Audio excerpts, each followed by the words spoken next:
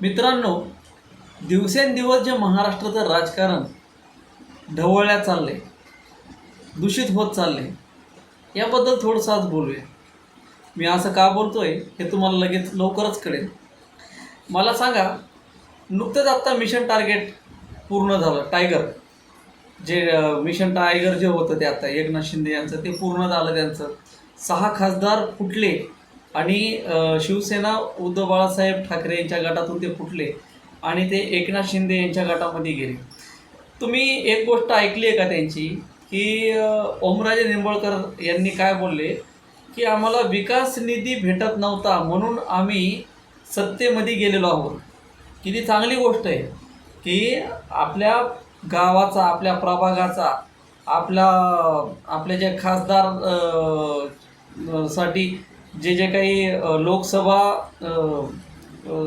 हे आहेत, गट आहेत किंवा ठिकाणं आहेत, ते खासदाराच्या अंतर्गत जे जे गाव खेडेगाव येतात त्या ठिकाणी त्यांना विकास कामं करायचे आहेत म्हणून ते सत्तेमध्ये ते समाविष्ट झाले. म्हणजे किती चांगली गोष्ट आहे, किती चांगला विचार आहे. तर मला आता एक म्हणायचं आहे की आता त्यांचे राहिले सध्या 2.5-3 वर्ष राहिले असते ना, आता जे सत्ता चालू आहे सत्ताधाऱ्यांचे.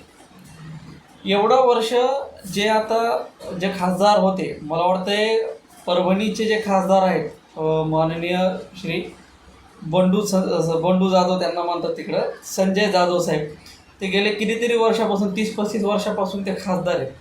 म्हणजे आज बघितलं तर परभणीचा विकास खूप मोठ्या प्रमाणावरती गणला जातो. परभणीचा विकास म्हणजे एकदमच पुणे मुंबईच्या पण पलीकडे गेलेला विकास आहे. कारण की त्यावेळी त्यांची सत्ता होती ना, त्यांना निधी भेटत होता, त्यांनी विकास कामं तेवढे केलेले आहेत, खूप मोठे विकास कामं केलेले आहेत. तर आता मला एकच म्हणायचं आहे की आता हे विकास निधीच्या नावाखाली यांनी विरोधीमधून सत्तेमध्ये गेलेत. तर येणाऱ्या 2.5 वर्षामध्ये मला एवढंच बघायचं, येणाऱ्या 2.5-3 वर्षामध्ये, की यांनी कुठले विकास कामं करणार आहेत, किती निधी आलेला आहे आणि त्या निधीचा यांना कशा पद्धतीने वापर केलेला आहे, आपण हे बघितलं पाहिजे. एक मतदार म्हणून आपल्याला भिकारी म्हणून पण आपल्याला किंमत नाही, अजिबात राहिली नाही.